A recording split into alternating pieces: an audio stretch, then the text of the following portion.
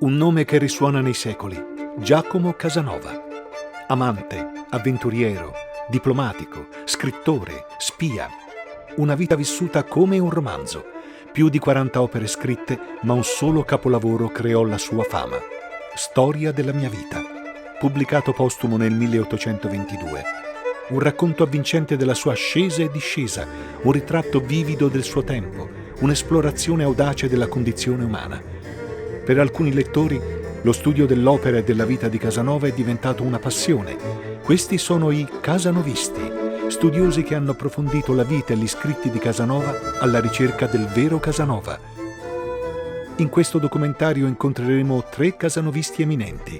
Furio Luccichenti, vive a Roma, ha pubblicato numerosi libri e articoli su Casanova e ha fatto molte importanti scoperte negli archivi di Roma e altrove. Giuseppe Bignami, vive a Genova, è un rinomato collezionista di iconografia e bibliografia casanoviana. Fra i suoi numerosi scritti, la sua opera più importante come casanovista è il libro Casanova e il mio tempo. Helmut Watzlawick, vive a Ginevra, è uno scrittore prolifico su Casanova e il Settecento e ha contribuito enormemente alla nostra comprensione di quest'autore. Adesso andiamo a cercare l'uomo dietro la leggenda di Casanova.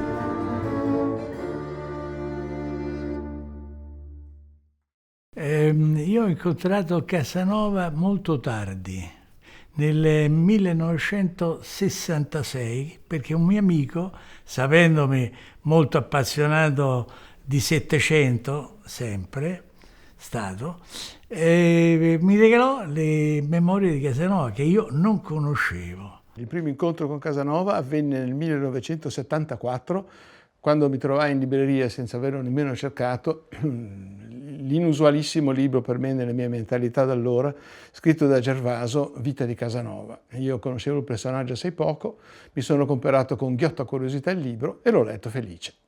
2 volte. My first encounter with Casanova happened in Vienna when I was a pupil at the school there, and I got hold of a little pocket book, brief editions of the memoirs. And it was very exciting because the parents and the school teachers, they didn't want us at that age to read Casanova. So of course we tried to get hold of it, and I was reading it. And I found it very interesting. I could understand why it was more or less forbidden for young people. But what I did not realize was that these were real memoirs. I thought it was a novel of some invented person, like many others at that time. So this was my very first encounter with Casanova. Più che come materia di studio, devo subito sottolineare, trovo Casanova interessantissimo come oggetto di collezionismo.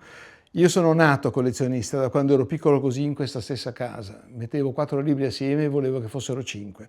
Quando ho capito che Casanova era un cespite inarrestabile di rarità, mi sono sentito perdere e ho cominciato con la mia strategia acquisitiva che evidentemente, andando di pari passo con la conoscenza del personaggio, diventava sempre più ricca. Well, why have I found Casanova interesting? His writings, him as a person, had to do that with the desire to travel, to visit other countries, to see other places. I was learning other languages already very soon at the age of 15, 16, 17, hoping that I would be able to travel. And reading even the first edition of memoirs, this was a picture of visits to many different countries. I found it fascinating. And that has remained throughout my life, basically. L'interesse era squisitamente il fatto che lui ha scritto un'opera molto importante che dà un'immagine del Settecento che nessun altro dà, o altri autobiografi, ma insomma è molto limitato. Questa era la prima sollecitazione. Seconda sollecitazione, che mi hanno sempre naturalmente interessato, gli avventurieri, questi strani personaggi che sono tipici del Settecento.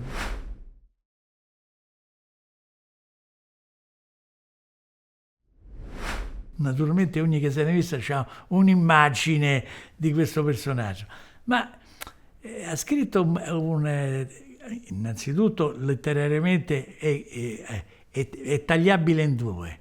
Uno nella autobiografia, che scrive in una certa maniera, con grande rilassamento, divertente, spiritosa, per cui è passato alla storia. E poi un altro che ha voluto fare il colto, la traduzione dell'Iliade, poi di altre cose serie, un testo interessante per esempio di medicina, altre cose, però sono tutte cose di una noia terribile. Un romanzo che si chiama Icosamero, che non credo che ci ha rimesso un sacco di soldi, quindi sono due personalità differenti. Che cosa poi penso dell'uomo, ti posso dire, è che era un vero avventuriero proprio nell'accezione del termine.